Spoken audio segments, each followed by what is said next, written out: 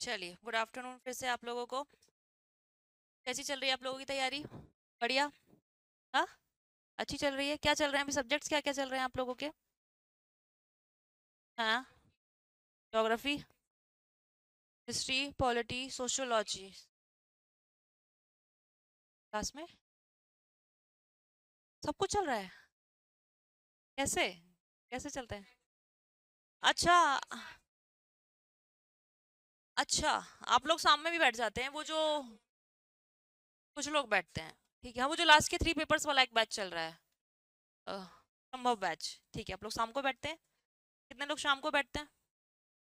Okay, बाकी आप सब लोगों का दिन वालों का क्या क्या? ज्योग्राफी, साइंस, आप भी बैठते हो? अरे, बैठते हो शाम को? ठीक है। तो इसलिए पूछा क्योंकि आप लोगों को सारे सब्जेक्ट से फेमिलियरिटी है कि नहीं है। चलो, ये अच्छी बात है। आप लोगों का 27 ही अटेम्प्ट है। पहले आप लोगों ने तैयारी करी है? किसी ने तैयारी नहीं करी? आपने करी है। लिखा है एक आध बार मेंस किसी ने? आपने लिखा है? लिखा है आपने, चलो वेरी गुड। और बाकी तो सब प्रीलिम्स वाले ही है प्रॉपर। मतलब इस हिसाब से थोड़ा सा अपनी अपनी अप्रोच रखनी है कि हम लोगों को कहाँ से स्टार्ट करनी है जी। चलो ठीक है, बहुत बढ़िया। अ, अभी जो आप लोग लिख रहे हो डीएमटी वगैरह, प्रॉपर लिख रहे हो? क्लास में चेक हो रही है वो? चलो बहुत बढ़िया। उसमें कुछ कुछ प्रॉब्लम्स आ रही होंगी आप लोगों को। क्या जा रही है, थोड़ा बहुत अपने साइड से बताइए। 10 मार्कर ऑर्गेनाइज नहीं हो? ठीक। और किसी को? आपको 7 मार्कर में पैटर्न का इशू? ठीक है। इंट्रोडक्शन कंक्लूजन का इशू? ठीक है। 10 मार्कर में पेज आधा रह जाता है, ठीक है। हाँ, ओके ठीक है। देखो, आज तो अपने पास आ जाओ जाओ। आज अपने पास 45 मिनट्स का ही है। Okay, good afternoon online people. आप लोग भी यहाँ पर कुछ डाउट्स हैं तो आप लोग भी पूछ सकते हैं। चलो देखो, आज की जो अपनी क्लास है थोड़ा सा इंट्रोडक्शन क्लास है। जितना मैंने आप लोगों को पूछा, आप लिख भी रहे हो तो आप लोगों को ये तो क्लियर है कि आंसर राइटिंग क्या है। एक चीज, हम यहाँ क्यों कर रहे हैं ये भी क्लियर है। क्यों कर रहे हैं? क्योंकि हमारे मेंस है। ठीक है, हमारा मेंस बहुत important section, overall weightage, main exam है इसलिए उसका नाम मेंस है। कि पहला तो प्रीलिम्स है, like screening exam. Just you have to clear the cut off, get through the subject, जिसमें 1500 मार्क्स या 1500 मार्क्स हैं। तो मार्क्स यही है, मेरिट यहाँ से बननी है, इसलिए ये मेंस एग्जामिनेशन है। अब मेंस एग्जामिनेशन में लिखना क्यों इंपॉर्टेंट है? क्योंकि हमारे जो 6 पेपर हैं वो हमें यही लिखने हैं। हमें 6 पेपर्स लिखने हैं, और 6 पेपर भाई ऑब्जेक्टिव नहीं है, ये सब्जेक्टिव पेपर्स हैं। ठीक है, तो इसलिए लिखना है। दूसरा, why it is a skill. हमें आंसर राइटिंग को स्किल क्यों बोला गया है, या स्किल के रूप में क्यों इसको डेवलप करना इंपॉर्टेंट है? बिकॉज हम लिख रहे हैं एमबीपीएससी का exam. You are not writing a graduation level और 10th 12th exam. so what is the difference between answer writing that you have wrote in your graduation level or school level and this answer writing? बता सकता है इसमें क्या difference है?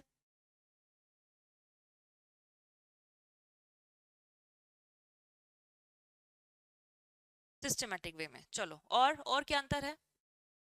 Time limit तो अपने 10th में भी रहती थी, 3 घंटे मिलते थे। टाइम तो वहां भी रहता था। यहाँ अपना वक्त क्यों भागता है इतना? ऐसा क्यों लगता है कि यहाँ पर हमारा टाइम कम पड़ रहा है? क्वेश्चंस ज्यादा हैं क्या?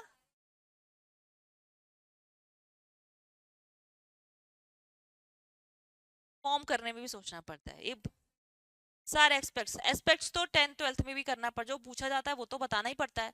हम लिखते क्या थे? जो पूछ रहे थे वही तो लिखना पड़ रहा था। ठीक है, जो ग्रेजुएशन में बहुत अच्छे हम लोग चीजें पढ़ते हैं, हम लोग जो पूछा जाता वही लिखते थे, हम सजा के भी लिखते थे। ठीक है, मोस्टली गर्ल्स में बोला जाता बहुत अच्छे सजा सजा के भी आंसर यूनिवर्सिटी में भी लिखी होंगी। ठीक है, 10th 12th में भी लिखी होंगी। बॉयज नहीं लिखते थे, एक पेन कॉपी लेके चले गए, लिख के भरे आए, हो गया।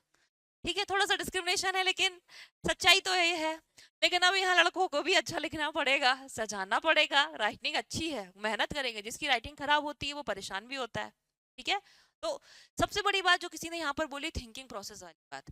हम जो अभी तक पढ़ के आते थे उसके लिए हमें हमारे पास रहता था कि एक बुक होती थी, उस बुक के पीछे कुछ क्वेश्चंस होते थे, और क्वेश्चंस अगर यूनिवर्सिटी में गए तो कुछ बुक गाइड टाइप की मिलती थी, उनमें क्वेश्चंस होते थे, वही आ जाते थे रिपीट होके, हमें पता था कि भाई इस टाइप के क्वेश्चन आने, हमें आंसर लिखना।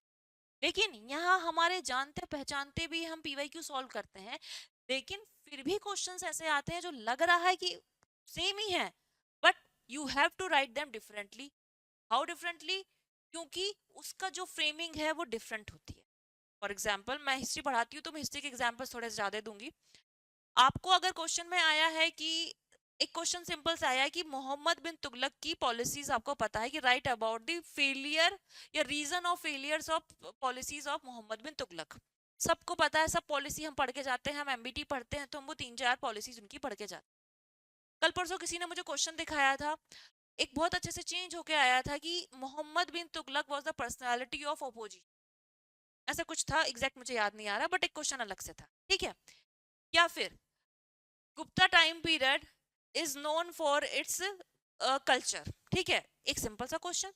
एक क्वेश्चन एक स्टेटमेंट बेस के आया, किसी तुलसीदास जी का या किसी का स्टेटमेंट था, एग्जैक्ट मुझे याद नहीं आ रहा, शायद मैंने आप लोगों को क्लास में दिया था, कि बहुत अच्छा स्टेटमेंट बोला गया है कि गुप्ता टाइम पीरियड है so and so, so and so, illustrate this line या illustrate this statement with respect to Gupta time period. क्या जिसने कल आया, पहले वाले क्वेश्चन में हमें मोहम्मद बिन तुगलक की कुछ पॉलिसीज को बताना था और उनको एवेल्युएट करना था, ठीक है, दोनों क्वेश्चन की फ्रेमिंग अलग थी। दूसरे वाले में हमें समझाना तो आर्ट एंड कल्चर था गुप्ता टाइम पीरियड का, और ये बताना था कि it is called the golden period in Indian history क्यों बोला जाता है, वो हमें समझाना था। लेकिन दोनों के पूछने के तरीके में चेंज था, उस पूछने के तरीके से हमारा आंसर की जो फ्रेमिंग होती है वो चेंज हो जाती है। दिस इज द डिफरेंस, ठीक है। हमें पता है कि क्वेश्चंस यहाँ आएंगे, उसके अलावा कुछ क्वेश्चंस आपके जो सिविल सर्विस एग्जामिनेशन में है वो थोड़ा से अलग हट के आ जाते हैं, फैक्चुअल तरीके से अलग हट के आ जाते हैं, उनकी बातें हम बाद में करेंगे। लेकिन कुछ क्वेश्चन तो क्लियर है, जब भी आप जो भी सब्जेक्ट पढ़ रहे हो आपको पता है कि यहाँ से तो क्वेश्चन बनना ही बनना है, आना ही आना है। अब कहाँ आना है वो हम अभी देखते हुए चलेंगे, जब सब्जेक्ट स्पेसिफिक हम बात करेंगे कि कौन से सब्जेक्ट से कौन से क्वेश्चन किस सेगमेंट में बनते हैं, ठीक है। चलो थोड़ा सा ब्रीफ करेंगे कि हमारा एमपीपीएससी का एग्जाम है, इस एग्जाम में जो पार्ट 2 है वो मेंस है, मतलब सेकंड स्टेज मेंस है, which consist of how many marks, 1500 marks, ठीक है। 1500 मार्क्स को भी हमने 6 सेगमेंट्स में डिवाइड करा, ईच सेगमेंट कंसिस्ट ऑफ 300 300 300 300 200, कौन से 1 2 3 4 कितने 300, फिर 200, फिर 100 200, अरे क्या हो रहा है, इसको हटाओ, 200 एंड क्या हो गया, हमने कुछ कर दिया क्या, ओह 200 एंड 100, ठीक है। ये डिस्ट्रीब्यूशन हो गया। इस डिस्ट्रीब्यूशन के बाद एक डिस्ट्रीब्यूशन और है, किस चीज का, 150 और 150, फिर और डिस्ट्रीब्यूशन है क्या है, बताइए और क्या डिस्ट्रीब्यूशन है 150 के अंदर, 30 30 30, ठीक है, 30 इंटू 5, ठीक है, और क्या डिस्ट्रीब्यूशन है इसके अंदर, 2 7 10, ठीक है। तो अब हमारा मुद्दा कहाँ था, हमको सीखना क्या है, ये सीखना है, ठीक है, हमें सीखना है 2 7 और 10 सीखना है, ठीक है। चलो अब इन सबसे पहले मुझे ये चीज बताओ कि आंसर राइटिंग एमपीपीएससी की या सिविल सर्विसेज की आंसर राइटिंग क्या डिमांड करती है, जो अभी आपने डिफरेंस बताया उसके बेसिस पे बताइए। एक बहुत 3-4 चीजें हैं जो हमारी एक आंसर राइटिंग में होना चाहिए, क्या होंगी, ठीक है, एक फॉर्मेट हो गया, systematic format, okay, next, to not beat around the bush, to the point, okay, और ऑल एस्पेक्ट्स कवर, ठीक है, और प्रेजेंटेशन होना चाहिए, प्रेजेंटेशन, ऑथेंटिसिटी बहुत ज्यादा important, accuracy, authenticity, these are important, ठीक है। तो 4-5 बातें अगर हम लेके चलें कि what is required in a answer, अब ये सारी चीजें क्यों जरूरी है, because you are writing an answer as a civil servant, अभी एस्पिरेंट हो, but your copy will reflect that you will be a civil servant. आपके इंटरव्यू में ओरल फॉर्म में आपसे पूछा जाता है, and here is the examination with respect to writing की। उसमें देखा जाएगा कि ये कॉपी एक सिविल सर्वेंट की कॉपी है या एक 10th क्लास के बच्चे की या एक ग्रेजुएट लेवल के बच्चे की। ठीक है, तो उस सिविल सर्वेंट की कॉपी में प्रेजेंटेशन इज वेरी इंपॉर्टेंट। ठीक है, प्रेजेंटेशन के साथ एक्यूरेसी इज वेरी इंपॉर्टेंट, आप जो लिख रहे हो। ठीक है, एक्यूरेसी की ऑथेंटिकेशन बात सेम है। उसके बाद आपकी राइटिंग भी बहुत इंपॉर्टेंट है, राइटिंग। ठीक है, या फिर इसको कहेंगे नीटनेस। और जो भी सब कुछ लिख रहे हो उसका कंटेंट क्या है, जो पूछा है वो लिखा है कि नहीं है। These are the important things, या these are the important aspects which are required in an answer. इन सब चीजों को अगर हम अपने आंसर में डाल देंगे तो हमारा एक आंसर आइडियल आंसर कहलाता है, और हमारा जो आंसर होता है वो हमें जो मार्क्स चाहिए है उस मार्क्स के अकॉर्डिंग हमें गेन करता है या मिलता है। अब इन 2710 से पहले एक चीज और ध्यान रखना है, जो मैंने अभी होमवर्क भी दिया सबको, कि आप आज जाके 2022 से लेके 2024 के रिजल्ट आ चुके हैं। You have to look at the marks which were scored by the toppers. Toppers means top 10 या टॉप 20 के। ठीक है, वो मार्क्स देखेंगे, और उन मार्क्स के अकॉर्डिंग आपको ये पता होना चाहिए कि डेप्यूटी कलेक्टर बनने के लिए थ्योरी, ओनली थ्योरी मार्क्स है, इंटरव्यू के मार्क्स नहीं देखेंगे। ओवरऑल जो लिस्ट आती है उसमें इंटरव्यू थ्योरी दोनों के मार्क्स लिखे रहते हैं। देखिए आप लोगों ने लिस्ट, ठीक है, उनको देखेंगे और उसके हिसाब से फिर अपना एक एम बनाएंगे कि मेरा एम ये है इतने मार्क्स लाने के लिए एज पर दिस पोस्ट। जिसको डीसी बनना है, जिसको डीएसपी बनना है, जिसको एडी बनना है, जिसको डीओ बनना है, सबके हिसाब से मार्क्स लिखे होंगे। पहले लिस्ट देख लोगे कि भाई ये इतने लोग डिप्टी कलेक्टर बने हैं। ठीक है, वो लिस्ट देना और उन्हीं लोगों के मीन्स के मार्क्स देखना। ठीक है, इररिस्पेक्टिव ऑफ एनी कोटा और कैटेगरीज। ठीक है, हमें टॉप 10 या टॉप 20 मार्क्स पे फोकस करना है। कोशिश करो टॉप 10 मार्क्स पे अपन बात करेंगे। ठीक है, क्यों इंपॉर्टेंट है? अगर दिमाग में मार्क्स रहेंगे तो जैसे जैसे हम मेहनत करेंगे हमें समझ में आता रहेगा कि हमारे कंटेंट एनरिच करना है। हमारी स्पीड का इशू है, स्पीड का इशू तो अभी आपको नहीं होगा because you are writing your DMT, आपको 2027 में देना है। स्पीड का इशू अभी समझ में नहीं आएगा, लेकिन अगर आप कोई टेस्ट दे रहे हो या आपका फुल लेंथ कभी बीच में होता है तो वहां स्पीड भी चेक करेंगे। अपना कंटेंट एनरिचमेंट, अपना प्रेजेंटेशन एनरिचमेंट, अपना एक्यूरेसी, ऑथेंटिसिटी पे आप ध्यान दोगे अभी के लिए फिलहाल। ठीक है, तो ये आपका होमवर्क है। मार्क्स आप अपना लेके चलेंगे, और ये 2 7 10 में अगर मैं आपको बता दूं कि कितना वेटेज कर रहा है, कितना आता है 2 मार्कर 30 का है। ठीक है, 7 मार्कर बताओ कितने का है? ओवरऑल मार्क्स बताइए 7 मार्कर में कितना वेटेज लेके? 70। 2 के जैसे 15 क्वेश्चन आते हैं, 7 के 10 क्वेश्चन आते हैं, और 10 के 5 क्वेश्चन आते हैं, तो 50।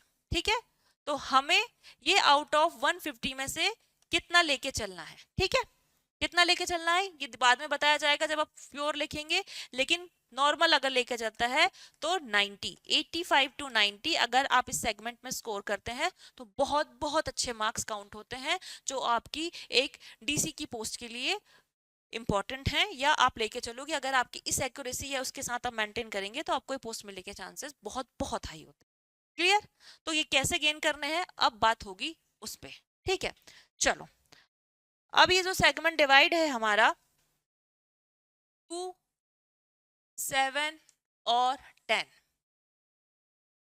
इन तीनों में एक कॉमन चीज है कि भाई लिखना है, वर्ड लिमिट है। ठीक है, अच्छी बात है, राइटिंग स्पीड इंपॉर्टेंट है। ठीक है, इनके लिए एक बहुत अच्छी चीज जरूरी होती है भाई आपकी क्या? लैंग्वेज। ये तीनों में कॉमन है।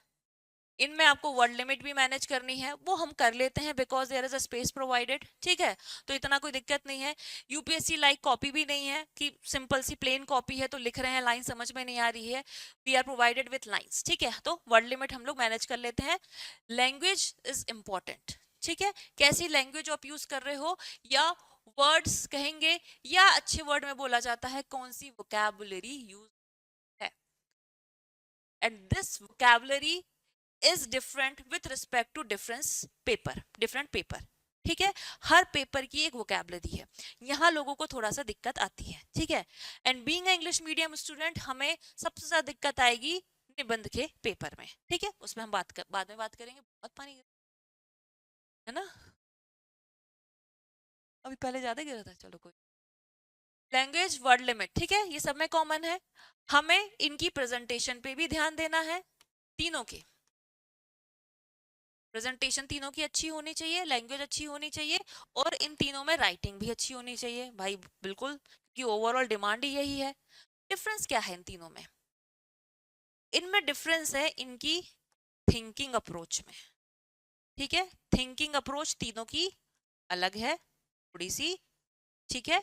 और थिंकिंग अप्रोच के साथ यहाँ पर जो कंटेंट लिख रहे हैं उस कंटेंट में थोड़ा सा डिफरेंस है, ये है डिफरेंस तीनों में। कैसे? थिंकिंग अप्रोच के बारे में बात करेंगे, कंटेंट पे थोड़ा सा बात करते हैं। जो हमारा 2 मार्कर है, this is based purely on facts. If you know the facts properly you can write the 2 marker. अगर फैक्ट्स ही क्लियर कट आपको याद नहीं है तो यहाँ पर चीजें खराब हो जाती हैं, डीएमटी में होती हैं, ठीक है। आपने मेंस लिखा होगा तो दिक्कत होती है, ठीक है। लेकिन फिर भी हमें कैसे मैनेज करना है हम इसको सीखेंगे। शाम को एक मेंटरशिप का सेशन होता है, अगर किसी ने अटेंड करा हो तो मेंटरशिप वाले जो प्रोग्राम है उसमें हम लोग यही करते हैं कि आपको पेपर पूरा करने के लिए when you do not know the answer, आपको थोड़ा बहुत भी पता है तो how will you complete the question, ठीक है, ये भी सीखना है, ये भी बहुत जरूरी है। नहीं आने पर भी आंसर लिखा जाता है, ऐसा भी होता है, ठीक है। तो वो बात की बात है, लेकिन क्या है, फैक्ट जरूरी है। 7 मार्कर में भी फैक्ट्स के साथ साथ कॉन्सेप्ट जरूरी है, बट फैक्ट्स का पोर्शन ज्यादा है, ठीक है, फैक्ट्स यहाँ भी बहुत इंपॉर्टेंट है। लेकिन जो हमारा 10 मार्कर है उसमें हमें कॉन्सेप्ट के साथ खेलना है, ठीक है। फैक्ट यहाँ भी इंपॉर्टेंट है बट फैक्ट सेकेंडरी है, 20% फैक्ट्स यहाँ पर रहते हैं, बाकी आपका 80% कॉन्सेप्ट रहता है 10 मार्कर, ठीक है। तो this is the main difference between the 3 segments, या जो हमारे 2 7 10 है इनका डिफरेंस है, ठीक है। अब प्रॉब्लम जो आती है हमें सबसे ज्यादा इसी में ही आ रही है, आई होप सबको इसी में आ रही है, तो सबसे पहले इसी को कवर करेंगे। एक फायदा इसको कवर करने का ये भी होगा कि आपका XYZ टॉपिक में अगर आप उसको 10 मार्कर के अकॉर्डिंग सोचना स्टार्ट कर दिया तो you will able to cover the 7 marker and 2 marker, clear, ठीक है। तो 10 मार्कर को कैसे कवर करना है हम पहले उसको सीखते हैं, सबसे इंपॉर्टेंट, ठीक। अच्छा, इन सब चीजों से पहले एक चीज दिमाग में रखो कि जब भी आप आंसर राइटिंग कर रहे हो, अभी तो खैर आपका सिलेबस चल रहा है, लेकिन जैसे ही कोर्स पूरा हो उसके साथ साथ आपको अपना सिलेबस बहुत अच्छे से याद होना चाहिए, ठीक है। सिलेबस बिल्कुल माइंड में रखो, उससे क्या होगा, जितना अच्छे से आपका सिलेबस याद होगा उतनी अच्छी आंसर राइटिंग आपकी होती चली जाएगी, ठीक है। डे बाय डे इंप्रूवमेंट होता है आंसर में। आप सोचो आज जो मैं लिख रही हूँ या लिख रहा हूँ वो कल भी वैसे ही लिखेंगे, ऐसा नहीं होगा। जैसे जैसे आप पढ़ते चले जाओगे, जैसे जैसे चीजें करते चले जाओगे, answer writing is a continuous process, वो एनरिच होती रहती है चीजें। कभी सोचना कि नहीं अब तो हो गया बढ़िया, रिलैक्स होके बैठे, मेरा पेपर पूरा हो रहा है, हाँ जो पूछा था मैंने लिख लिया, नाउ इट्स ओके, नहीं। आइडियल आंसर कोई लिख ही नहीं सकता अभी फिलहाल, क्योंकि हमें उनकी आंसर की में क्या लिखा है we don't know about it, ठीक है। तो just we have to enrich our answer, और बहुत स्कोप रहता है हर आंसर को और इम्प्रूव करने के लिए। तो आप हमेशा अपने आंसर को और कैसे अच्छा कर सकते हैं उस पर काम करेंगे, लेकिन फिलहाल आप अभी पढ़ रहे हैं, you just have to stick towards your notes. Notes अच्छे से पढ़ने हैं, कोई बुक्स या सोर्स रेफर कर रहे हैं तो उसको बहुत अच्छे से पढ़ो, because it will enrich your vocabulary. And second, read newspaper daily. बहुत बहुत मैं फोर्सफुली कह रही हूँ कि you have to read the newspaper daily. English medium student है तो कोई भी ले लो, you don't need have to read the Hindu या एक्सप्रेस, अगर आपको नहीं समझ में आ रहा है कोई भी इंग्लिश न्यूज़पेपर ले लो, ठीक है। लेकिन आपके साथ एक एडेड बर्डन है कि आपको एक हिंदी न्यूज़पेपर भी पढ़ना पड़ेगा, ठीक है, फॉर निबंध ऐसे के पेपर के लिए। तो क्या करेंगे, जस्ट रीड वन न्यूज़पेपर और उसका भी सिर्फ एडिटोरियल कॉलम पढ़ लो बस। नहीं ले पा रहे हो तो कहीं से डाउनलोड करो, टेलीग्राम्स वगैरह पे मिल जाते हैं, किसी का भी एडिटोरियल बढ़िया, 1 या 2 एडिटोरियल हम डेली पढ़ेंगे। कौन से एडिटोरियल पढ़ेंगे, जो हमारे सिलेबस में है, ठीक है। आपको लग रहा है, आपको पता है कि मेरे सिलेबस का टॉपिक एनवायरनमेंट है, सोशल इश्यूज है, सोशोलॉजी है, एथिक्स है, साइंस है, आर्टिफिशियल इंटेलिजेंस है, और हिस्ट्री में पढ़ने आएंगे तो चोलाज है, विजयनगर एम्पायर है, तो इनसे रिलेटेड कोई भी एक पेपर में आ रहा है, इलेक्शन कमीशन है, गवर्नर है, प्रेसिडेंट है, सेल्फ हेल्प ग्रुप्स हैं, these are the topics of my syllabus. तो any editorial which consist of this thing you have to read it, तो रीड करना ही करना है। उसके अलावा जो नॉर्मल एडिटोरियल आ रहे हैं वो भी कर सकते हैं। और अगर आपको सिलेबस बहुत अच्छे से याद हो जाएगा तो आपका हर एडिटोरियल आपको काम का लगेगा, बिकॉज आप उसमें से कुछ ना कुछ एक्सट्रैक्ट करने के लिए कोशिश करोगे। डन। तो आपको इससे क्या होगा, वोकैबुलरी एनरिच करना बता दिया। अब हम सीखेंगे कि 10 मार्कर को हम लिखे कैसे, जिसके लिए हमें थिंकिंग प्रोसेस है उसकी बात करें। चलो पहले तो पेज आए 2, ठीक है। क्वेश्चंस देखते से हमारे दिमाग में क्लियर हो जाना चाहिए कि हम इन 2 पेज को कैसे भरने वाले हैं, ठीक है। 2 मार्कर बहुत इजीली बच्चा लिख लेता है क्योंकि 4 लाइन होती है, थोड़ा दिस दैट करा, कुछ पॉइंट आ गए तो ठीक है, नहीं तो दिस दैट करके हम उसे जैसे तैसे 7 मार्कर भी हो जाता है। बट यहाँ इशू आ जाता है इसको फिल करने में। पहले बेसिक सीखो कि इसको कैसे फिल करेंगे। भाई शुरुआत में मुझे 3 से 4 लाइन का एक इंट्रो लिखना है, लास्ट में मुझे 2 से 3 लाइन का एक कंक्लूजन लिखना है, ठीक है। स्पेस भी देखो कि यहाँ एंड में आना चाहिए कंक्लूजन, ठीक है। स्पेस बना के रखो तो दिमाग में क्लियरिटी रहेगी कि शुरुआत की 3-4 लाइन। हाँ, इंट्रोडक्शन के साथ कुछ एडिशनल याद आ रहा है तो 3-4 से 5-6 लाइन नहीं करना। Don't go beyond that, just change the paragraph. आपको कुछ और सेगमेंट भी आ रहा है, depends upon the nature of the question, या फिर आपकी कुछ और हेडिंग आ रही हो तो डोंट गो बियॉन्ड 4 लाइंस। वो बहुत बड़ा पैराग्राफ दिखता है और ऐसे जैसे दिखता है, ठीक है। इतना ही हम लिखेंगे। इसके बाद मैं इनको तोड़ देती हूँ कुछ मार्क्स के format. But this is not compulsory कि commission is giving you the same marks, या he or she was is evaluating the question in the same manner in which I am differentiating। ये हम अपने फायदे के लिए या लिखने के लिए कर रहे हैं, क्योंकि अगर किसी चीज को बहुत बड़ी है तो उसको खाना है या कंज्यूम करना है तो you have to divide it properly. अब हमें लिखना है इन 2 पेज को, तो मैं बोलती हूँ कि 2 मार्क्स आपको इंट्रोडक्शन में मिल गए, 2 मार्क्स आपको अगर कंक्लूजन में मिल गए तो बचे हमारे कितने मार्क्स, 6 मार्क्स बचे हैं। तो इस 6 मार्क्स को 2 2 2 3 सेगमेंट में और तोड़ दो, ठीक है।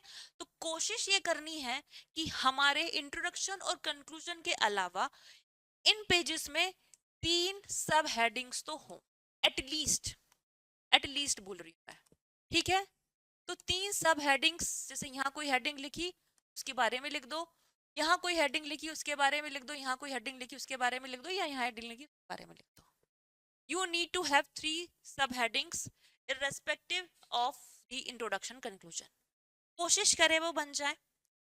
अब अगर आपको पता है कि क्वेश्चन ही पूछ ले रहा है, अगर उसमें दी हुई है तो बहुत अच्छी बात है, नहीं तो हमें उसको बनाना पड़ता है। बनाना अलग बात नहीं होती, सिंपल से जैसे अब क्वेश्चन के अकॉर्डिंग अपन लोग इसको समझने की कोशिश करते हैं। फॉर एग्जाम्पल दिस पेपर 19 का पेपर है, चलो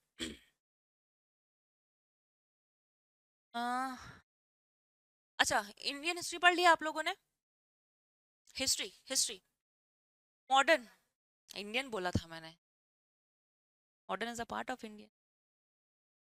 ओके, मॉडर्न हिस्ट्री पढ़ा है ना। चलो, analyse the reasons for the launch of quit India movement. Question फिर से रिपीट करती हूँ, analyse the reasons for the launch of quit India movement. 2019 का क्वेश्चन है, ठीक है। क्विट इंडिया पढ़ लिया, ठीक है। हमें अभी एनालाइज एवल्यूट पे नहीं जाएंगे, उसके लिए तो डिफरेंट क्लास रहेगी। बस सिंपल सी बात है कि हमें रीजंस को एनालाइज करने हैं क्विट इंडिया मूवमेंट के। अब इसमें तो कुछ बोल रहा है कि तोड़ना है, क्या है, कुछ बोला, सिंपल सी एक लाइन लिखी, हमें समझ में नहीं आया, ठीक है। इसको थोड़ा रखना साइड में दिमाग में, ठीक है। अब एक और क्वेश्चन देखते हैं।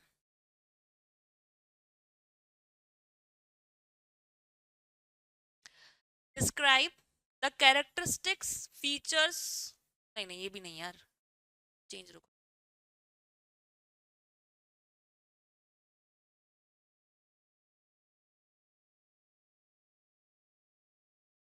क्वेश्चन है, explain the concept of natural disasters and suggest the measures of mitigation. Disaster अपना टॉपिक है, ठीक है, ज्योग्राफी में। Explain the concept of natural disaster and suggest the measures of mitigation. पहला क्वेश्चन क्या था, एनालाइज, एक लाइन थी। इसमें हमें समझ में नहीं आया कि हम इन 2 पेज में क्या से चीजों को तोड़े। लेकिन ये जो दूसरा क्वेश्चन है, explain the concept of natural disaster and suggest the measures of mitigation, कैसे लिखेंगे इसको बताओ, क्या दिमाग में आया आपके इंट्रोडक्शन कंक्लूजन को छोड़ के?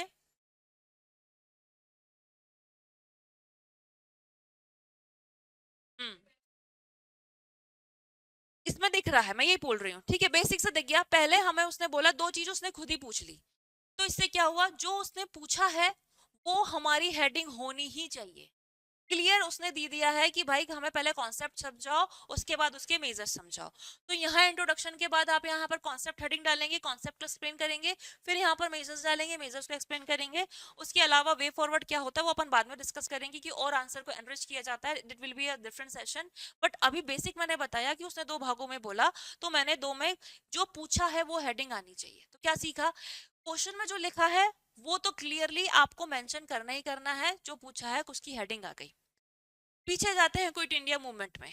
अब इसमें तो समझ में नहीं आया, analyse the reasons of quit India movement. Keyword हमने पकड़ा कि they want the reasons of quit India movement, लेकिन उनको एनालाइज करने को भी बोला है। अब मैं इसको कैसे लिखूं बताओ, दिमाग में क्या आएगा, वो कैसे लिखोगे, कहां से चालू करोगे, क्या फिर रीजंस हेडिंग डाल के?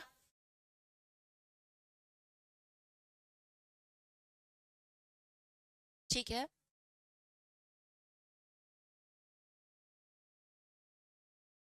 एक एक को एक रीजन लिखेंगे, फिर उसको एनालाइज करोगे, एक रीजन करोगे उसको एनालाइज करोगे, ठीक है, ओके। और कोई?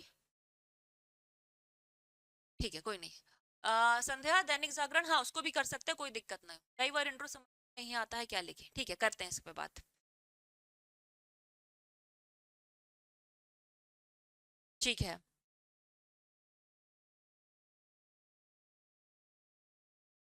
ठीक है, बढ़िया, बहुत बढ़िया। देखो वेरी गुड, क्या करा इंट्रोडक्शन कंक्लूजन लिखने के बाद?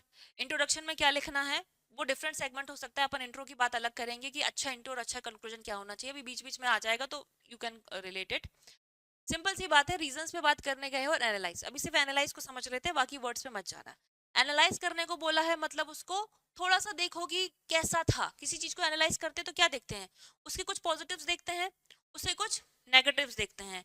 जो हुआ यार ये अच्छा था कि बुरा था, दोनों चीजें देखा जाएगा। तो हमें सबसे पहले जो फैक्ट है, जो चीजें पता होना चाहिए, वो क्या होना चाहिए, reasons of quit India movement पता होना चाहिए। और फिर उनका एनालिसिस करने के लिए कुछ some points related to its positive point और some negative point related to it, ठीक है। तो इंट्रोडक्शन सिंपल सा, चाहो तो क्विट इंडिया मूवमेंट के बेसिक फैक्ट्स दे दीजिए। Quit India movement was started by so and so by so someone, इस डेट में हुआ, इन्होंने करा, इसका स्लोगन ये था, ठीक है।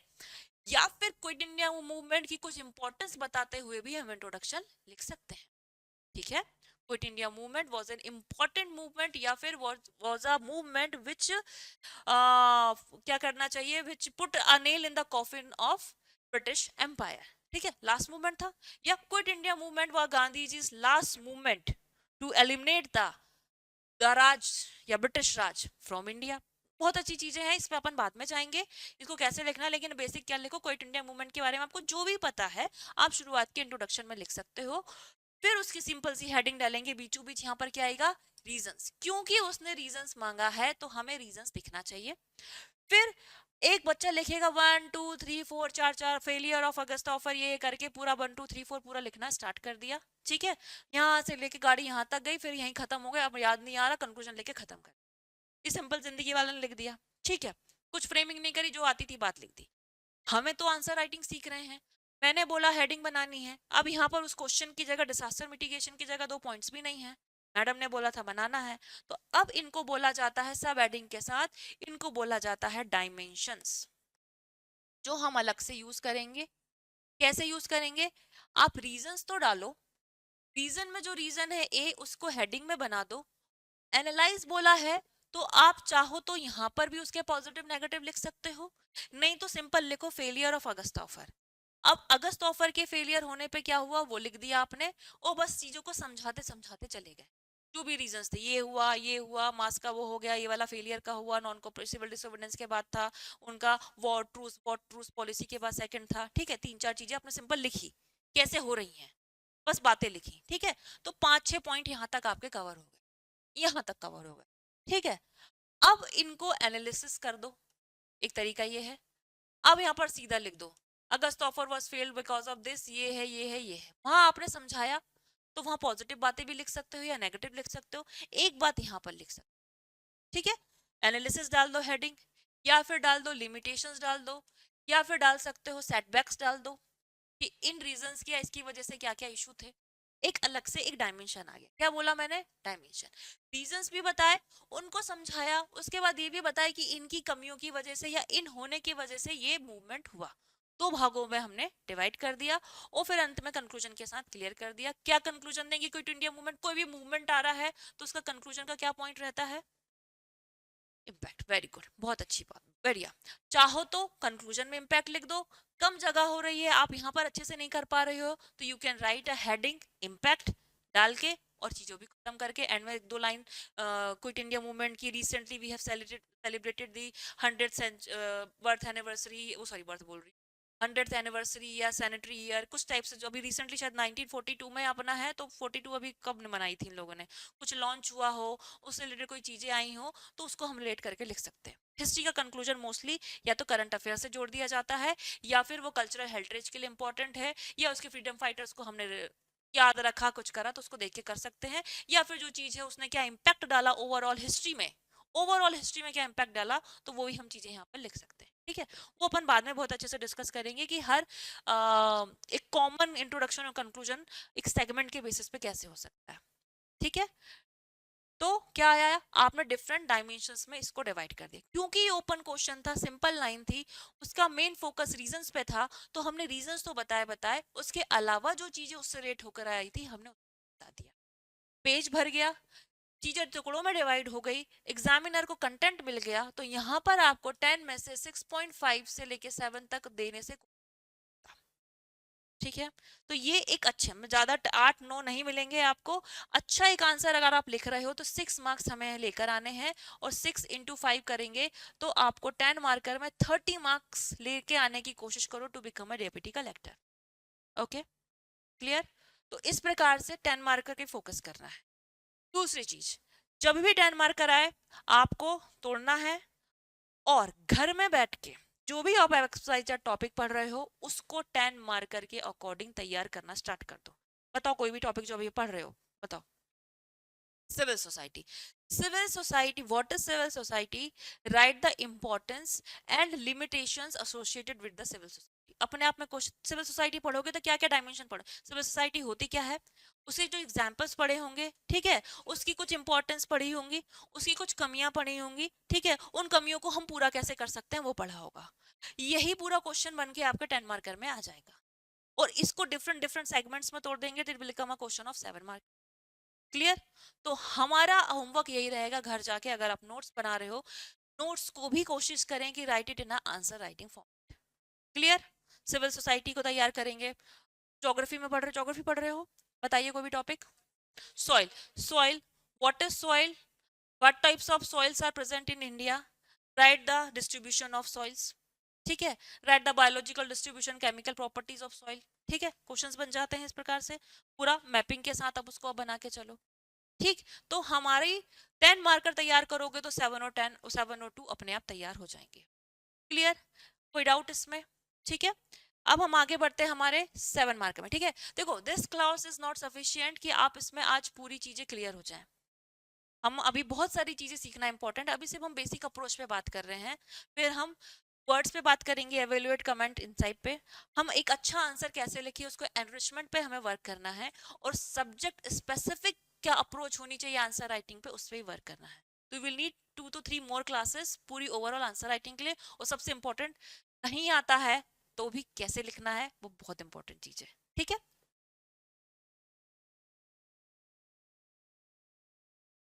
हाँ देखो वो मैं बताऊंगी उसको चीजें, ये तो मैंने बेसिक बात बताई, ठीक है, कि पॉइंट्स में लिखने वाली चीजें हैं। फ्लो चार्ट का मतलब पता है क्या होता है? अच्छा आप लोगों, हमको ऐसा लगता है ना फ्लो चार्ट में लिखना है, फ्लो चार्ट, हाँ फ्लो चार्ट दो चीजों में यूज होता है, क्वेश्चन के नेचर के अकॉर्डिंग, और जब आपके पास टाइम कम बचता है। अगर टाइम, पहले क्वेश्चन के नेचर, जैसे फॉर एग्जाम्पल आया, आप बताओ किसी भी चीज को डेवलपमेंट बताइए किसी भी चीज का, ये आएंगी अभी चीजें जब मैं सब्जेक्ट वाइज समझाऊंगी चीजें में, किसी चीज का डेवलपमेंट बताना है तो इसको चार्ट के उससे कर सकते हो, कैसे, फर्स्ट यहाँ पर चीजें हुई, देन ये हुआ, फिर देन ये हुआ, एक चार्ट ये बन गया, ठीक है। फिर किसी चीज का आपने बताया कि इंपॉर्टेंस बतानी है, ठीक है, तो वो फ्लो चार्ट अलग होते हैं जो आपके प्रेजेंटेशन को शो करते हैं। भाई ये बना दिया, ठीक है, ये आप 7 मार्कर में कर सकते हो, ये आप 10 मार्कर में भी कर सकते हो। जैसे कि रीजंस बताने थे, फॉर एग्जांपल आपको क्विट इंडिया मूवमेंट के रीजंस बताने थे, तो आप सिंपल ये करके यहाँ पर रीजंस एक बार में एक एक लाइन में इस प्रकार से रीजंस बता सकते थे, देन यू कैन राइट अ सब हेडिंग एनालिसिस और उनको फिर और एक्सप्लेन करके एनालाइज कर सकते थे, ठीक है। रीजंस है, इंपॉर्टेंस है, 2 मार्कर लिख रहे हैं किसी चीज के, जैसे फॉर एग्जांपल प्रिंसिपल्स या फिर क्या कहना चाहिए उसके, बुद्धिज्म के त्रिरत्न बताने, ठीक है, त्रिरत्न, व्हाट आर त्रिरत्न, उस हेडिंग आ गई त्रिरत्न बताइए, ठीक है। तो बताना है, एक लिखेगा 1 2 3, एक लिख देगा ये ट्रायंगल बना के, 3 चीज आई हैं। तो ये डिफरेंट बार्स और चार्ट का यूज कैसे कर सकते हैं, क्वेश्चन के नेचर के अकॉर्डिंग है। लेकिन आज हम बेसिक पढ़ रहे हैं, तो हमने बेसिक क्या करा, हमें पैराग्राफ में नहीं लिखना है, हमें चीजें पॉइंट्स में लिखना है, हमें सब हेडिंग्स यूज करनी है, हमें नीटनेस पर बात करनी है। फिर ये वाली चीजें जैसे जैसे लिखते चले जाओगे, आप अपने आंसर राइटिंग या अपने नोट्स बना रहे हो, तो वहां भी 3 के लिए आप यूज करो।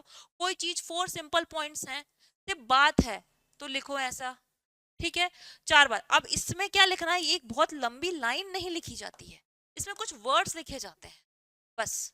एसडीजी गोल्स कितने हैं, 17। क्या 17 को अपन ऐसे बना पाएंगे, हाँ बनाते हैं, लेकिन बहुत बड़ा चाहिए रहेगा उसके लिए, ठीक है, इतना बड़ा सर्कल भी नहीं बन पाता, तो हम उसको सिंपल सी फॉर्मेट में, सिंपल फॉर्मेट में लिखते हैं, ठीक है।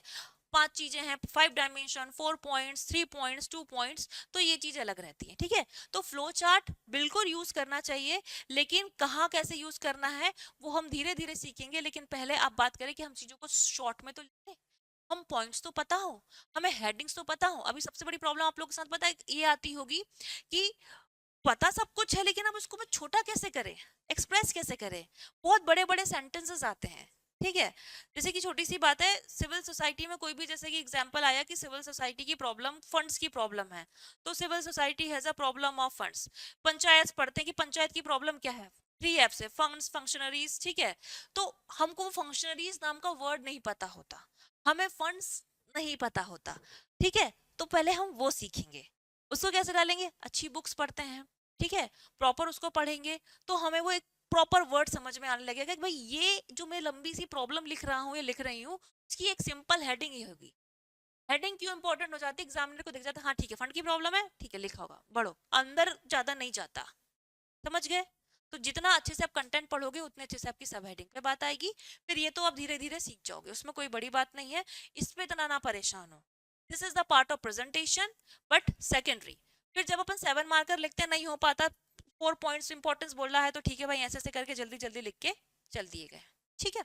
आते हैं 7 पे। पहले 7 के लिए क्या नीड रहती है, 7 के लिए मैंने बोला आपके फैक्ट्स पता होने चाहिए सबसे ज्यादा। क्यों, क्योंकि क्वेश्चन ही वैसे आते हैं। जैसे कि अगर 7 मार्कर का हम कोई क्वेश्चंस देखें,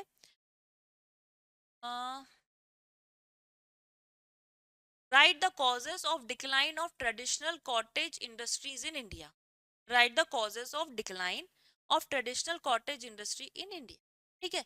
कॉजेस पे ही बात करी है, यहाँ कुछ सेगमेंट बताने की जरूरत नहीं है। अगर ये 10 मार्कर में आता तो बहुत सारी चीजें लिखनी पड़ती, यहाँ पर टू द पॉइंट कॉजेस पे लिखेंगे, ठीक है। लेकिन एक आइडल तरीका क्या होता है 7 मार्कर का, मैं सजेस्ट करती हूँ, एक लाइन का इंट्रो 1 मार्कर, एक लाइन का कंक्लूजन 1 मार्क्स का हो गया, बचे हमारे 5 मार्क्स। तो 5 मार्क्स के लिए मैं सजेस्ट करती हूँ 5 पॉइंट लिखने में। डन, इस प्रकार से सोचना है, this will be your thinking process for a 7 marker section. तो टोटल आपको 7 पॉइंट्स आने चाहिए 7 मार्कर के लिए। तो ट्रेडिशनल कॉटेज इंडस्ट्री के डिक्लाइन के लिए अगर आपको 5 पॉइंट्स पता है, 5 ही आ रहे हैं, ठीक है, तो एक लाइन का इंट्रोडक्शन लिख सकते हैं, ट्रेडिशनल कॉटेज इंडस्ट्री क्या होती है, एंड में कंक्लूजन लिख सकते हैं कि इनके एंड होने से प्रॉब्लम क्या हुई है, कोई भी चीज, नॉट कंपलसरी। सबसे बड़ी बात, introduction and conclusions are not important in a 7 marker segment. लिख दिया, टाइम है तो लिख दो, नहीं तो जरूरी नहीं। लेकिन ये कहाँ हेल्प करते हैं, जब आपको आते ही कितने पॉइंट्स हैं, 4 पॉइंट्स, 3 पॉइंट्स आ रहे हैं, तो थोड़ा सा यहाँ पर एक तोड़ के लिख दो, यहाँ पर लिख दो, तो काम बन जाता है। आपको आ रहे हैं 8 to 10 पॉइंट्स और मुझे तो पूरे ही पॉइंट्स लिखने हैं, या फिर क्वेश्चन की डिमांड ही 8 to 10 पॉइंट्स की है बट इतना स्पेस नहीं है हमारे पास, तो we can divide 2.1 point here 1 point here and write the remaining point in the different points form, heading डाल के। कैसे? यहाँ पर एक लिखा, फिर यहाँ पर बढ़िया सा कॉजेस लिख दो, ऐसे लिख दो, ऐसे लिख के आप ऐसे डायग्राम बना के लिखना चाहो ऐसे बनाते हैं। तब क्या करते हैं, यहाँ पर एक सिंगल ही लाइन आती है, सिर्फ पॉइंट बात लिख पाते हो। लेकिन जब आप बीच में हेडिंग डालते हो तो आप यहाँ पर एक सब हेडिंग डाल सकते हो XYZ, और उसके बाद थोड़ा सा उसको एक लाइन में एलोबरेट कर सकते हो। समझ गए? ये डिफरेंस रहता है। तो क्या करना है, 7 मार्कर के लिए कोशिश करें कि हमें 7 पॉइंट याद हो। 7 पॉइंट नहीं हो तो कोशिश इंट्रोडक्शन कंक्लूजन बनाने की कोशिश करेंगे। इंट्रोडक्शन ही बन पाता तो ठीक है, कंक्लूजन ही बन जाए तो ठीक है, कोई जरूरी नहीं है इन दोनों की इंपॉर्टेंस, बट बीच में चीजें पॉइंट वाइज प्रेजेंट होनी चाहिए। बेसिक तरीका तो सिंपल 1 2 3 4 लिख दिया, नहीं तो एक हेडिंग डाल के थोड़ा सा एक्सप्लेन कर दिया, एक का लाइन नीचे जा रही है तो भी चलेगा। लेकिन बहुत लिमिटेड लाइंस होती हैं, आपने देखा होगा हमारे पास अगर हमने दो साथ में लिख दिया, दो लाइन किसी के लिए कर दी तो तीन बातें ही या तीन ही हेडिंग्स लिख पाओगे, सामने वाले को लगेगा इसको तीन ही पॉइंट आते हैं सिलेक्टेड। तो हम सजेस्ट करते हैं बहुत कम to the point simple simple चीजें लिखो। अब बात आपने पूछी थी कि टू द पॉइंट चीजें याद नहीं आती हैं, तो टू द पॉइंट तभी याद आएंगी जब आपके नोट्स शॉर्ट में बने होंगे, और नोट्स कब शॉर्ट में बनेंगे, जब चीजों को हम बहुत अच्छे से समझा होगा। हाँ, तो अभी आप लोग 27 वाले हैं, यू आर प्रिपेयरिंग, तो आप कोशिश करें जित घर जाके जो भी आप चीजें पढ़ रहे हो उनको शॉर्ट में लिखने की कोशिश करें, ठीक है? और मैं तो सजेस्ट करूंगी take an copy, answer writing copy जो होती है आपकी, वो कॉपी लो और उसी को लिखना स्टार्ट करो। जैसे मैंने बोला 10 मार्कर सिविल सोसाइटी है, आज जाके लिख लो उसका 7 मार्कर में लिखो write the importance of civil society, लिखो उसको उसी फॉर्मेट में लिखो।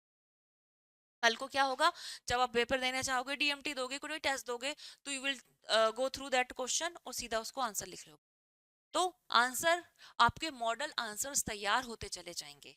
और जब भी जैसे फिर हमारी वो वाली कंडीशन हो जाएगी जो 10th 12th में रहती थी कि कॉपी पलटाते थे, इस क्वेश्चन का ये आंसर है, तो you will have a visual memory that I have written introduction, I have write this point this point this point, एक एक लाइन में आ गया था, वो विजुअल मेमोरी से आपका पेन से कनेक्शन हो जाएगा, और आपका थिंकिंग प्रोसेस में जो टाइम जाता है वो चला जाएगा, फ्रेमिंग में जो टाइम जाता है वो चला जाएगा।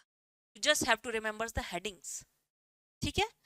और बिल्कुल परेशान नहीं होना कि मुझे सिनॉप्सिस नहीं बन रहे हैं, मैं शॉर्ट में नहीं लिख पा रहा हूँ। It is a continuous process, और 2 टाइम्स 3 टाइम्स नोट्स बनाने के बाद आप टू द पॉइंट सिनॉप्सिस बना पाते हो।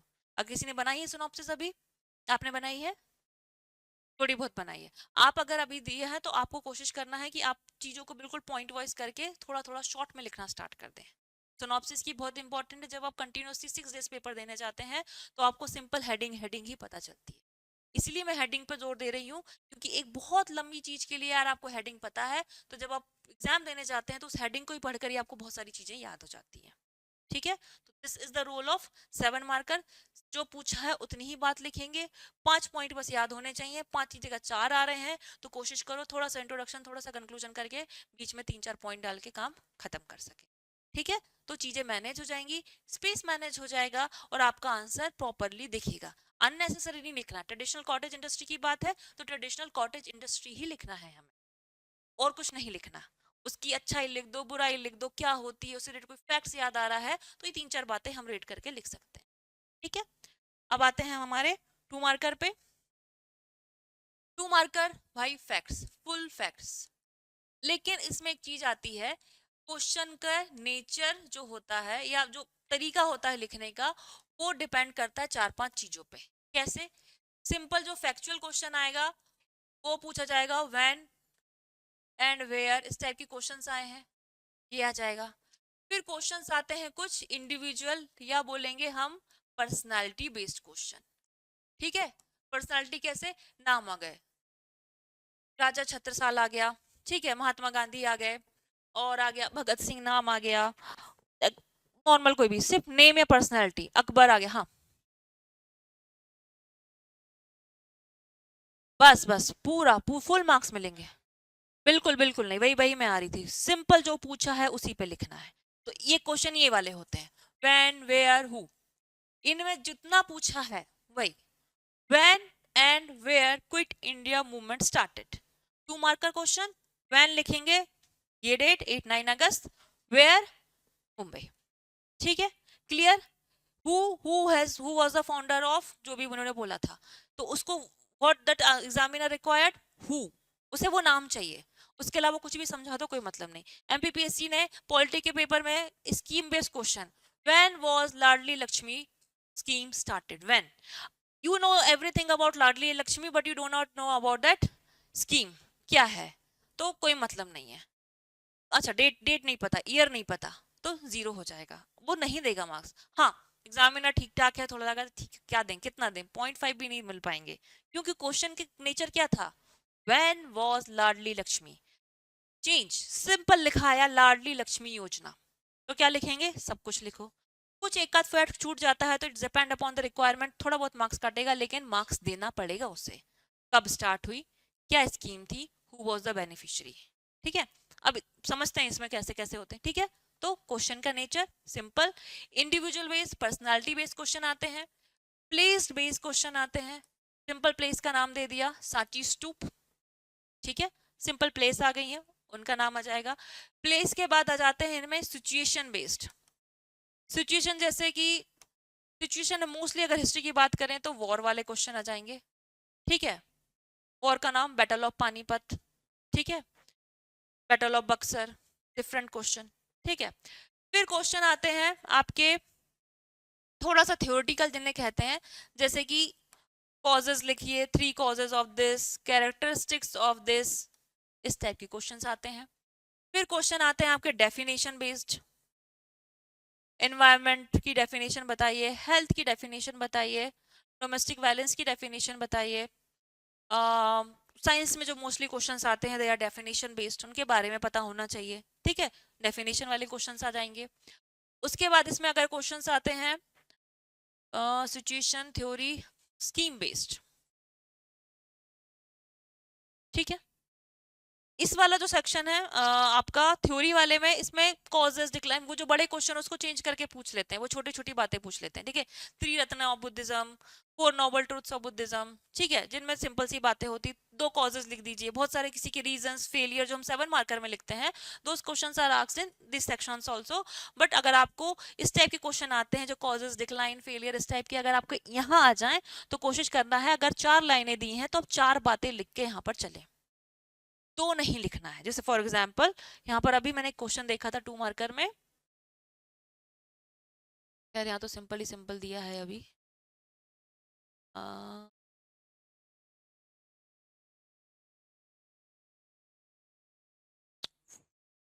फुल फुल 4 अपन इंग्लिश मीडियम वाले जो स्टूडेंट्स हैं, you have to write use all the 4 lines. जब क्वेश्चन इस टाइप क्या है, वो व्हेन एंड हुअर को छोड़ के, हाँ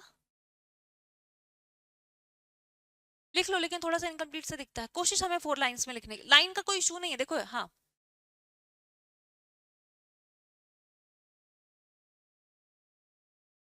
हाँ सिर्फ, तो नहीं, जो पूछा उसके अकॉर्डिंग वही मैं बता रही हूँ कैसे लिखना है, अपन बात कर रहे हैं ना उस पर, जो पूछा है पहले उस पे आपने लिख दिया, सीधी सी बात है, उसके अलावा आप लिख दो, आपके पास टाइम है तो आपकी श्रद्धा, लेकिन वो ये देखेगा हु एंड व्हेन क्वेश्चन के अकॉर्डिंग।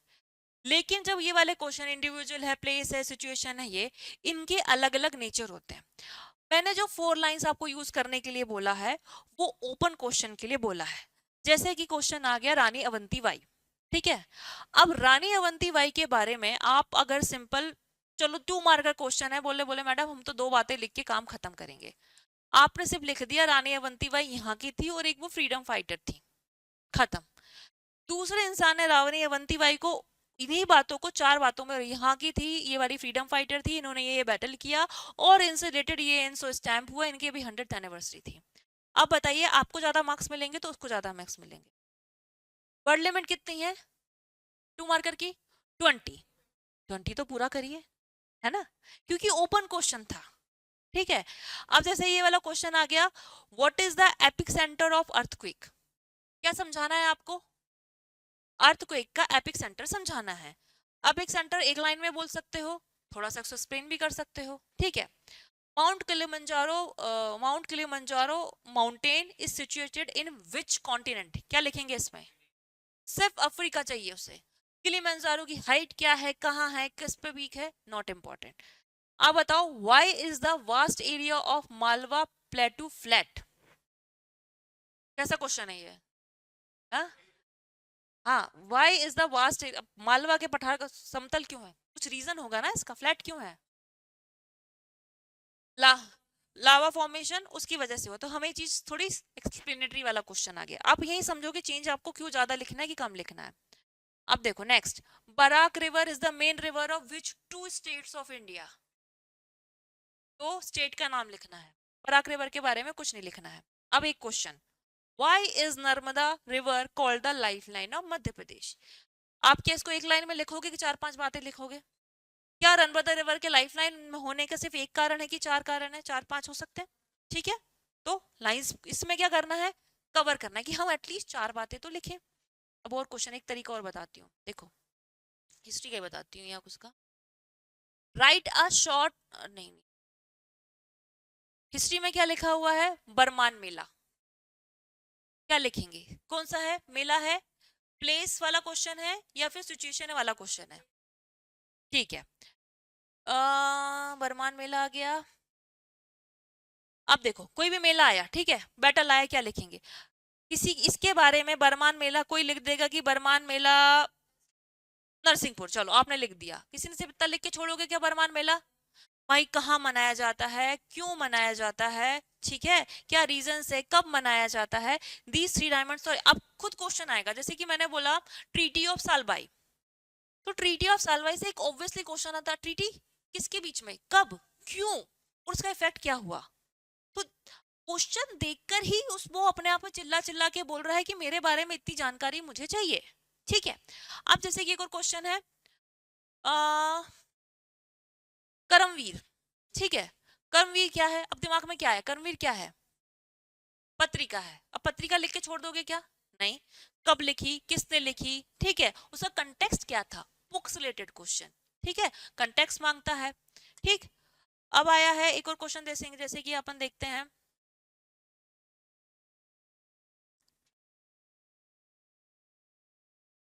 अब बड़े क्वेश्चन देखो, ज्योग्राफी के हैं। Else mounted is situated in which continent? बड़ा दिख रहा है बट आंसर कितना आएगा, एक वर्ड का। Write down the three examples of active volcanoes, यहाँ टू लिख दिए तो मार्क्स कटेंगे। क्या बोल रहा है, three examples of active volcano, ठीक है। Give three example of igneous rocks, समझ रहे हो क्वेश्चंस का demand. Right the three types of forest in Madhya Pradesh, three types, three three पूछा जा रहा है क्योंकि पुराने पेपर का है। अब देखो एक क्वेश्चन और देखते हैं अपन यहाँ पर, तो ज्योग्राफी का आ गया है, दूसरा टॉपिक देखते हैं। और क्या चल रहा था आपका, साइंस पेपर 3, साइंस देखते हैं, चलो देखो साइंस के क्वेश्चंस देखेंगे अपन। Define alloy, alloy definition based question, alloy को समझाना पड़ेगा, अलॉय क्या होता है और इसका एग्जाम्पल भी देना पड़ेगा। वेरी गुड, ठीक है। डीएनए फिंगरप्रिंटिंग क्या है, एग्जाम्पल, कुछ अगर करंट से रिलेटेड आ रहा है तो यूज लिख सकते हैं, very good very good, heading डालो यूज करके। डायमेंशंस, इसमें अपन बात करेंगे टू मार्कर में भी अलग अलग चीजें क्या हो सकती हैं। फिर आएगा न्यूक्लियर फिजन, समझाना पड़ेगा आपको, ठीक है। स्कीम बेस्ड क्वेश्चन में देखो एक स्कीम आई है, एक मिनट, इकोनॉमिक्स वाले से बताती हूँ इसको।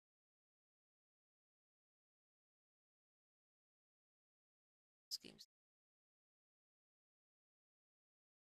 एक आई थी पहले, उदिता स्कीम, सिंपल आया था, अभी मुझे याद आ गया, इसमें नहीं, उदिता, उदिता स्कीम आई है, स्कीम बेस्ड क्वेश्चन आएगा, दिमाग में क्या आएगा, कब स्टार्ट हुई, बेनिफिशरीज है, विच मिनिस्ट्री एसोसिएटेड, उसका ऑब्जेक्टिव क्या है, किसके लिए है ना। तो ये चीज आप समझ पा रहे हो कि जो क्वेश्चन हमको दिया है 7 मार्कर वर्ड लिमिट में अंदर आंसर नहीं आ पाता, ज्यादा जाता है क्या आपका गायत्री?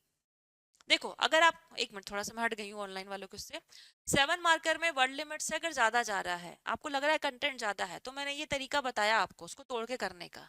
अननेसेसरी 7 मार्कर को बहुत ज्यादा कंजस्टेड मत करना यार, ठीक है। जब लग रहा है कि ज्यादा जा रहा है तो इंट्रोडक्शन कंक्लूजन के फॉर्म में कर दो, एक एक लाइन छोड़ो, और उन पॉइंट्स को जितना प्रिसाइज और शॉर्ट करोगे उतना ज्यादा चीजें जाएंगी। अगर आपका ज्यादा जा रहा है वर्ड लिमिट से, मतलब आपकी जो फैक्चुअल नॉलेज और कॉन्सेप्ट नॉलेज है वो टू द पॉइंट नहीं हो पाई है, 7 मार्कर, जितने अच्छे से अपने कंटेंट और अपने नोट्स रीड करोगे उतना प्रिसाइज और उतना टू द पॉइंट आप लिख पाओगे। 7 मार्कर के साथ ये दिक्कत है, नहीं तो वो बहुत कंजस्टेड हो जाता है। ठीक है, तो ये 2 मार्कर का सेक्शन रहा। स्कीम बेस्ड, डिफरेंस बेस्ड, इसके क्वेश्चंस में आपको, अगर अब अपन नेक्स्ट जो क्लास रहेगी उसमें कोशिश करेंगे कि हम सब्जेक्ट वाइज चीजों को और डिवाइड करें। ठीक है, तो अभी आपको होमवर्क रहेगा क्या, पहले तो हम मार्क्स देखो, अपने मार्क्स करो, फिर हम डिस्ट्रीब्यूशन पे बात करेंगे कितने आने चाहिए। अभी अगर मैं बता दूं आपको तो थोड़ा आसान ही रहेगा। 30, 35 और ये कितने थे, सॉरी 35 नहीं नहीं नहीं नहीं 30, 70 और 50, इसमें कोशिश करनी है हमें 25 प्लस, इसमें कोशिश करनी है हमें 35 और इसमें कोशिश करनी है 30 की। कितना हो गया टोटल, बताओ बताओ बताओ। 70 कहाँ होगी 90, हाँ 90 आउट ऑफ 150। और दूसरे पेपर में अगर 85 या 80 भी आ जाते हैं, इस एक्यूरेसी के साथ आप मेंटेन करोगे तो आपके आराम से 160 से लेके अगर आप 180 के बीच में स्कोर कर रहे हो तो ये बहुत अच्छे मार्क्स होते हैं out of 300 to get a good post. ठीक है, तो हमें यहाँ से जाने से पहले यहाँ तोड़ना सीखेंगे हम कि हमें 30 में से 25 प्लस, ठीक है, तो 20 to 25 भी मैं लेके चल रही हूँ, 30 से 35 लेके चल रही हूँ और इसको 25 से 30, धीरे धीरे हम इसको बढ़ के, पहले ये भी तोड़ लो कि इतने सेगमेंट्स में हमें डिवाइड करके करना है।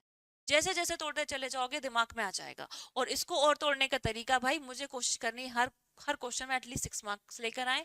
इसमें कोशिश करनी है कि 2.5 से लेके 3 तक मार्क्स लेकर आ जाए तो फायदा हो जाएगा। और इसमें तो कोशिश यही करनी 2, क्योंकि सीधा 2 आते हैं इसमें, फुल मार्क्स आने चाहिए। वहां फुल आते हैं, यहाँ एवरेज मार्किंग होती है। क्लियर?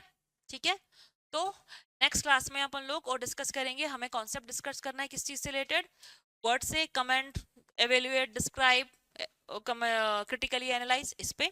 सब्जेक्ट स्पेसिफिक तैयारी हमें क्या होनी चाहिए, वोकैबुलरी क्या होनी चाहिए, अप्रोच क्या होती है, और आंसर को एनरिच प्लस नहीं आते हुए भी हमें आंसर कैसे लिखना है ताकि हमारा पेपर पूरा हो जाए। ठीक है, तो 1-2 क्लास में और डिस्कस करेंगे नोट्स और सिनॉप्सिस कैसे बनाएं।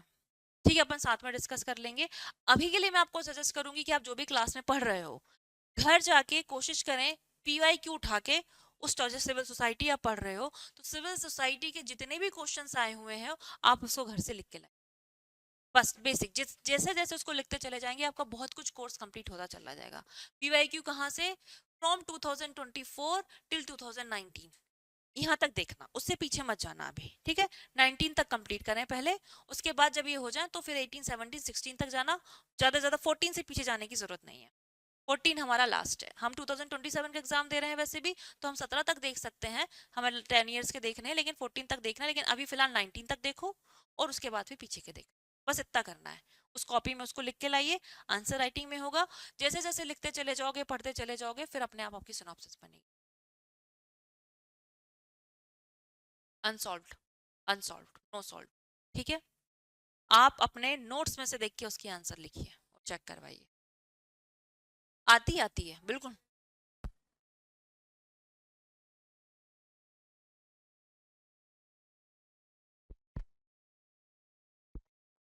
अच्छा, बीच में तो नहीं गई होगी वॉइस, अच्छा अभी तक तो थी। हेलो, आ रही है। Okay, online people, we have just discuss about we have just discussed about what will we do for synopsis और notes making। तो उसके लिए आप कुछ मत करिए, जस्ट जो टॉपिक आपको पढ़ाया जा रहा है उस टॉपिक की PYQs लिखना है in your answer writing format copy. Simple, अगर व्हाइट पेजेस का यूज मत करना यार आप लोग। ठीक है, हम यूपीएससी एग्जाम नहीं लिख रहे हैं, हम अपना एग्जाम लिख रहे हैं नॉर्मल, तो हमेशा रूल वाली कॉपी में लिखना स्टार्ट करें, व्हाइट वाले पेजेस में नहीं लिखेंगे। ठीक है, जैसे जैसे लिखते चले जाओगे वैसे वैसे इंपॉर्टेंस समझ में आने लगी। जैसे मैं बहुत अच्छा एग्जांपल देती हूँ कि अकबर की राजपूत पॉलिसी, मुझे पता है कि if I am reading about Mughal period, then Mughals में मुझे अकबर और औरंगजेब 2 इंपॉर्टेंट रूलर है जिनके बारे में 3-4 चीजें हमें पता करनी है। ठीक है, फिर उसका जो हमारा सिलेबस की हेडिंग है socio economical, political and cultural aspect. तो social condition during Mughals economic condition during Mughals, ये हमारे कॉपी में लिखा हुआ ना चाहिए, and that should also be in a 10 marker section. तो उसको और इलोबरेटिव फॉर्म में आप लिखोगे। अब उस इलोबरेशन में you will include the concept along with facts, तो that fact will be applicable. जैसे फॉर एग्जांपल आपने लिखा रिलीजियस, तो रिलीजियस में वर्ड आता है इबादत खाना, ठीक है, जजिया टैक्स। अब जजिया tax and Ibadat Khana are the two questions which can be asked in a 2 marker section also, है ना।